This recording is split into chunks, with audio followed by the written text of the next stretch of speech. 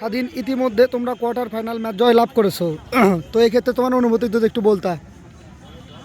আমার অনুভূতি এই ম্যাচটা আমাদের জন্য জেতার মানে অনেক ইয়ে ছিল, মানে জিতলে আমরা টাফ ছিল আর কি। হ্যাঁ, সেমিফাইনালে আমরা যাব। তো আমাদের একজন ইনজুরিতে পড়ে গেছে, আমাদের একটা ভাইটার প্লেয়ার নাম তোফায়েল।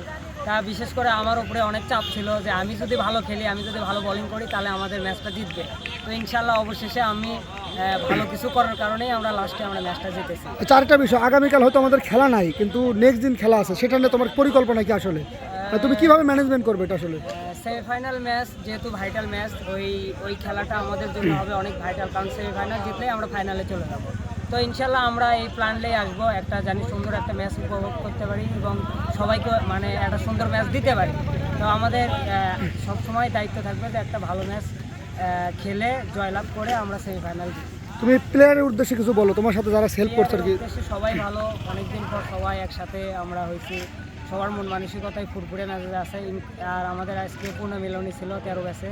তো এই আনন্দের সাথে আমরা সেমিফাইনালে উঠে আরও বেশি আমরা মানে এনজয় ফিল করতেছি। শুভকামনা রইল আগামীর জন্য, তোমাকে অসংখ্য ধন্যবাদ।